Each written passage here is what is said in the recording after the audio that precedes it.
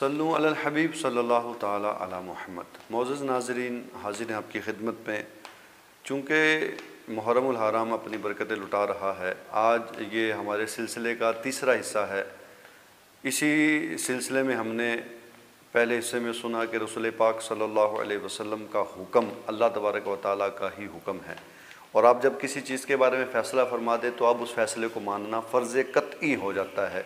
इसी सिलसिले के दूसरे हिस्से में हमने ये चीज़ जानी कि जहाँ हम हसन हुसैन की शान को मानते हैं हजूर के फ़रामीन की रोशनी में, हमें चाहिए वहाँ हजूर के खुलाफा की शान को भी माने हजूर की फ़रामीन की रोशनी में। आज इस सिलसिले का आखिरी हिस्सा है। इस सिलसिले में हम जानेंगे आशूरा के दिन की फ़जीलतें। आशूरा के दिन में क्या हुआ, लेकिन उससे कबल आशूरा का दिन होता क्या है, और आशूरा के बारे में लोगों के अंदर काफ़ी सारे मसाइल मामलात हैं। लोगों के अंदर गलत बातें फैली हुई हैं। उन बातों को बयान करके इंशाअल्लाह अज़्ज़ा व जल उन बातों की तरदीद की जाएगी, और आशूरा के दिन अल्लाह तबारक व तआला ने क्या क्या बरकतें रखी, इनको आज के सिलसिले में सुना जाएगा। आशूरा के दिन को फ़जीलतें इसलिए भी हासिल हैं कि आशूरा के दिन अल्लाह पाक ने 10 अंबिया किराम को एज़ाज़ अता फ़रमाया। पहले वो जो गलत बातें हमारे अंदर पाई जाती हैं आशूरा को लेकर, लोगों के अंदर ये मैसेज आज तकरीबन 2 तारीख़ हो चुकी है। आशूरा की मुहर्रमुल हराम की 2 तारीख़ है आज, और ये मैसेज गर्दिश कर रहा है कि जो आशूरा के दिन का रोज़ा रखता है उसे 1000 शहीदों का सवाब मिलता है। जो आशूरा के दिन का रोज़ा रखता है उसे 1000 हज का सवाब मिलता है। जो आशूरा के दिन रोज़ा रखता है उसे 1000 रखते पढ़ने का सवाब मिलता है। इस तरह की बहुत सारी बातें लोगों के अंदर आम हो रही हैं, लेकिन इनका हकीकत से कोई ताल्लुक़ नहीं। मैं ये नहीं कह रहा कि आशूरा के दिन की फ़जीलतें नहीं, आशूरा के दिन की फ़जीलतें अपनी जगह हैं, रोज़ा रखने की फ़जीलत अपनी जगह है, लेकिन ये जो चंद एक बातें इस तरह की मशहूर हैं, इसका आशूरा के साथ या दीन इस्लाम के साथ कोई ताल्लुक़ नहीं है। आशूरा का दिन है क्या चीज़? असल में यहूदी 10 मुहर्रमुल हराम के दिन का रोज़ा रखा करते थे। मुस्तफ़ा जन रहमत सल्लल्लाहु अलैहि वसल्लम ने जब ऐलान नबूवत किया, ऐलान नबूवत के बाद मामलात हुए, यहूदियों को 10 मुहर्रम का रोज़ा रखे पाया। आपने पूछा भाई तुम 10 मुहर्रम का रोज़ा क्यों रखते हो? तो यहूदी ये कहने लगे कि इस दिन अल्लाह तबारक व तआला ने हज़रत मूसा अलैहिस्सलाम को फ़िरौन से निजात अता फ़रमाई थी, तो हम उनकी खुशी करते हुए, उनकी खुशी में इस बात की खुशी करते हुए कि अल्लाह ताला ने फ़िरौन से निजात अता फ़रमाई, इस दिन को ईद बनाते हैं और इस दिन रोज़ा रखते हैं। तो प्यारे आका अलैहिस्सलातु वस्सलाम ने फरमाया तुम लोगों से ज़्यादा हम हक़दार हैं इस चीज़ के कि हम इस दिन का रोज़ा रखें।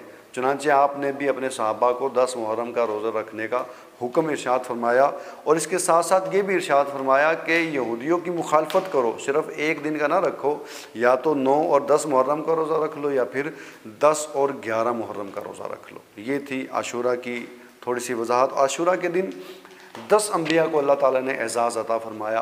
आइए उनके बारे में आपकी खिदमत में अर्ज़ करता हूँ। नंबर 1, आशूरा के दिन हज़रत मूसा अलैहिस्सलाम को फ़िरौन से निजात दी गई। हज़रत मूसा अलैहिस्सलाम की मदद की गई, और अल्लाह तबारक व तआला ने आपको और आपकी उम्मत को, बनी इसराइल वालों को फ़िरौन से निजात अता फ़रमाई। नंबर 2, हज़रत नूह अलैहिस्सलाम, आपकी कश्ती जो कई महीनों से चल रही थी, उस सैलाब के अंदर जो आपकी कौम के ऊपर अज़ाब अल्लाह ताला की तरफ से नाजिल हुआ था, 10 मुहर्रम के दिन ही आपकी कश्ती को जूदी पहाड़ पर ठहराया गया। नंबर 3, हज़रत सैयदना यूनुस अलैहिस्सलाम जो कि मछली के पेट में तशरीफ़ ले गए थे, वो मामला क्या हुआ इंशाल्लाह किसी और दरस में मौका मिला तो उसको बयान करेंगे कि किस वजह से मछली ने आपको निगल लिया। तो 10 मुहर्रमुल हराम को मछली के पेट से अल्लाह ताला ने आपको निजात अता फ़रमाई। 4 नंबर, हज़रत सैयदना आदम अलैहिस्सलाम की कबूलियत, जब आपसे लग़ज़िश हुई और जन्नत से आप ज़मीन पर तशरीफ़ लाए, जगह जगह उलमा लिखते हैं अल्लाह की बारगाह में अपनी लग़ज़िश की मुआफ़ी तलब करते रहे, तो अल्लाह तबारक व तआला ने 10 मुहर्रमुल हराम के दिन आपकी उस दुआ को कबूल फ़रमाया। नंबर 5, हज़रत सैयदना यूसुफ़ अलैहिस्सलाम जब बचपने के आलम में आपके भाइयों ने आपको कुएँ में डाल दिया, तो वो 10 मुहर्रमुल हराम का ही दिन था कि जब आपको कुएँ से बाहर निकाला गया। नंबर 6, इसी दिन हज़रत ईसा अलैहिस्सलाम की विलादत हुई। इसी दिन आपको आसमान पर उठाया गया। यानी 10 मुहर्रमुल हराम का दिन था, हज़रत ईसा अलैहिस्सलाम की विलादत 10 मुहर्रमुल हराम के दिन हुई। और जब आपकी कौम ने आपको कत्ल करने का इरादा कर लिया, आपको शहीद करने का इरादा कर लिया, तो इसी 10 मुहर्रमुल हराम के दिन अल्लाह ताला ने आपको आसमानों पर ज़िंदा उठा लिया और कुर्ब क़यामत में आप दोबारा दुनिया में तशरीफ़ लाएंगे। नंबर 7, आशूरा के दिन ही हज़रत सैयदना दाऊद अलैहिस्सलाम की तौबा कबूल हुई। नंबर 8, आशूरा के दिन ही हज़रत इब्राहीम अलैहिस्सलाम की विलादत हुई। नंबर 9,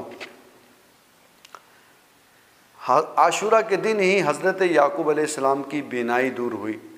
नंबर 10, हज़रत सैयदना इदरीस अलैहिस्सलाम को आशूरा के दिन ही आसमानों पर बुलाया गया, उठाया गया और इसी रोज़ अल्लाह पाक ने हज़रत सैयदना अय्यूब अलैहिस्सलाम की आजमाइश को दूर फरमाया। नंबर 11, इसी रोज़ अल्लाह तबारक व तआला ने आशूरा के दिन हज़रत अय्यूब अलैहिस्सलाम की आजमाइश को दूर फरमाया।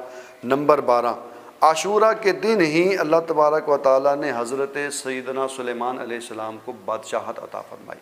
तो ये वो 12 चीज़ें थी कि जिन चीज़ों को अल्लाह तबारक व तआला ने, बल्कि ये वो 12 बातें थी कि जिन 12 बातों के ज़रिए या 12 वाक़ियात के ज़रिए अल्लाह ताला ने आशूरा के दिन को फजीलत अता फरमाई। कि इसी दिन को मूसा अलैहिस्सलाम से भी बरकतें मिली, इसी दिन को हज़रत आदम अलैहिस्सलाम से बरकतें मिली, इसी दिन को हज़रत नूह अलैहिस्सलाम से बरकतें मिली, इसी दिन को हज़रत यूसुफ़ अलैहिस्सलाम से बरकतें मिली, इसी दिन को हज़रत इब्राहीम अलैहिस्सलाम से बरकतें मिली।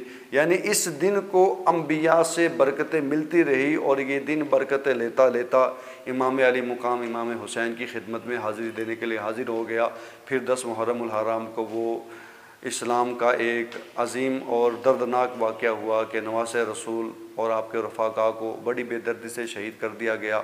लेकिन आपने दीन इस्लाम का परचम बुलंद करने के लिए और बुलंद रखने के लिए बातिल के आगे सर नहीं झुकाया।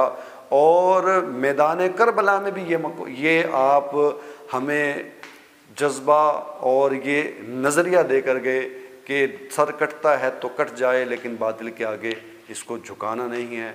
हम दुआ करते हैं अल्लाह ताला हमें इमाम हसन की भी मोहब्बत अता करे, इमाम हुसैन की भी मोहब्बत अता करे और उनके नक्शे कदम पर चलते हुए ज़िंदगी गुजारने की तौफ़ीक़ अता फ़रमाए।